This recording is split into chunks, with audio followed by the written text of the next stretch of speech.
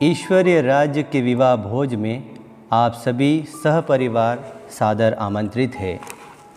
आज सामान्य काल का 28वां रविवार है। आज की पूजन विधि के पाठ हमें ईश्वरीय राज्य के विवाह भोज में भाग लेने के लिए आह्वान करते हैं। और अगर हम अपनी बोलचाल की भाषा में कहें तो यह निमंत्रण हमें लिमिटेड भोज से अनलिमिटेड भोज की ओर इंगित और संकेत करता है। क्या हम तैयार हैं?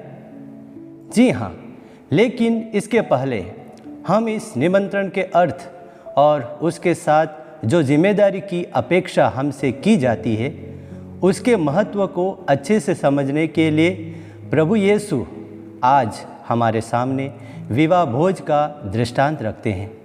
लेकिन विवाह भोज क्या है अथवा इसका क्या तात्पर्य है? यहाँ विवाह भोज अर्थात प्रभु के संरक्षण, सुरक्षा तथा मुक्ति विधान का प्रतीक है। आज ईश्वर हमें अपने मुक्ति विधान के सहभागी तथा साझेदार बनने के लिए निमंत्रण देते हैं। इस निमंत्रण को नबी ईसायास 700 BC ईस्वी के दौरान आज के पाठ का अंश जो एक भजन के रूप में पढ़ा जाता है, इसके माध्यम से इजरायली जनता को विवाह भोज का वर्णन करते हुए कहते हैं कि ईश्वर ने इजरायलियों को अपनी प्रजा के रूप में स्वीकार करना चाहा, लेकिन उसके साथ साथ उनसे कुछ अपेक्षाएं भी थी। इन अपेक्षाओं को प्रकट करने के लिए ईश्वर ने इजरायलियों के बीच समय समय पर अपने नबियों को भेजा, लेकिन फिर भी कई लोगों ने ईश्वर की इच्छा को ठुकराया। यहाँ तक कि किसी ने नबियों की अवहेलना की तो किसी ने तो नबियों को मार भी डाला।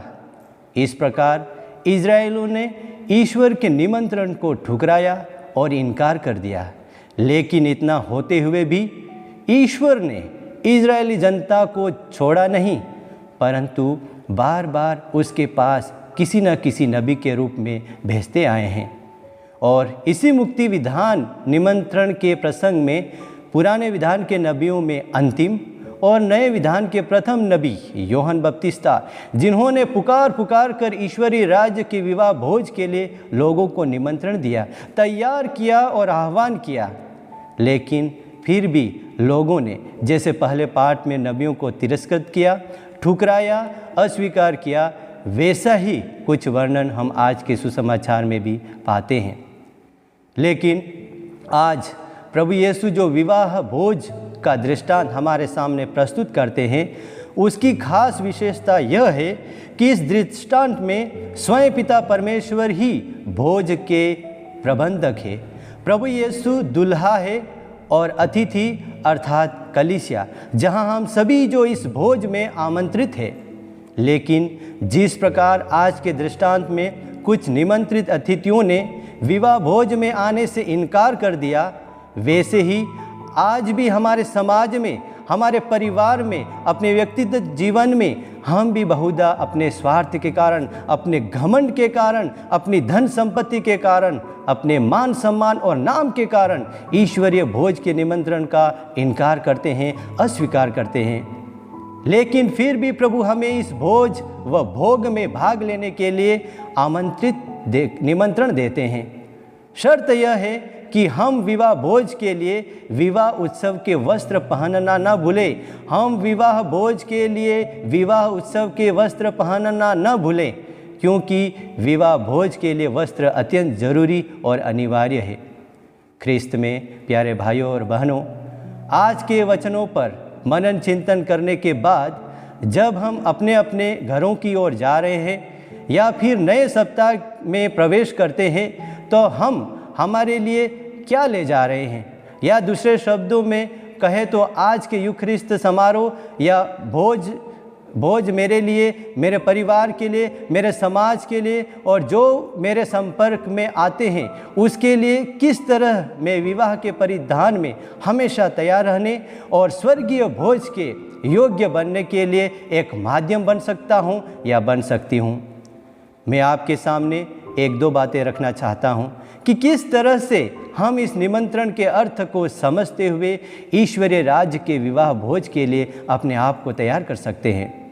पहली बात, हम ख्रिस्तीय होने के नाते हमने पवित्र बपतिस्मा संस्कार में विवाह भोज के वस्त्र ग्रहण कर स्वर्गीय राज्य का निमंत्रण स्वीकार किया है और इस निमंत्रण के द्वारा हम सब कलीसिया के सदस्य बन गए हैं। लेकिन इस आधुनिक काल में हम हमारे स्वार्थ, घमंड और पाप में जीवन के कारण विवाह भोज के वस्त्र को गंदा कर देते हैं, मैला कर देते हैं और तब फिर हम इस निमंत्रण का इनकार करते, हम दूर भागते हैं, बहाना बनाते हैं। लेकिन कलीसिया ने प्रारंभ से नबियों, पुरोहितों, उनके चुने हुए लोगों, स्वयं प्रभु यीशु और मेल मिलाप संस्कार के माध्यम से हमें पुनः हमारे विवाह भोज के वस्त्र को स्वच्छ व उज्जवल करके हर युग ख्रिस्तीय बलिदान द्वारा हमें इस संसार में रहते हुए लिमिटेड भोज से अनलिमिटेड भोज अर्थात स्वर्गीय भोज का एहसास और अनुभव करने का अवसर व मौका देती है। आप एक विवाहित दंपति और समर्पित व्यक्ति होते हुए भी इस निमंत्रण को, अपनी जिम्मेदारियों को अच्छे और पूर्ण समर्पण से निभाते हुए भी ईश्वरीय राज्य के संदेशवाहक और ईश्वरीय राज्य के विवाह भोज के दावेदारी कर सकते हैं।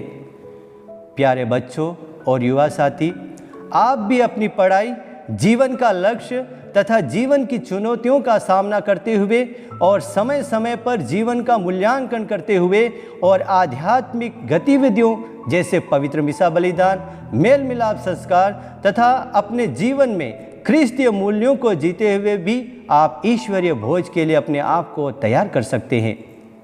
इसी संदर्भ में संत पिता फ्रांसिस भी उनके परिपत्र लौदातो सी द्वारा हमसे आह्वान करते हैं कि हम अपने परिसर में, अपने व्यक्तिगत जीवन में और अपने आस पड़ोस में स्वच्छता रखें और अगर हम ये सब करते हैं तो हम पिता ईश्वर से, अपने पड़ोसी से और पूरे संसार से जुड़े रहकर ईश्वरीय राज्य के विवाह भोज के लिए अपने आप को तैयार कर रहे हैं, अपने आप को योग्य बना रहे हैं। प्रभु हम सबको आशीष व कृपा दे ताकि हम हमेशा विवाह परिधान पहनकर ईश्वरीय विवाह भोज के लिए तैयार रहे। आमीन।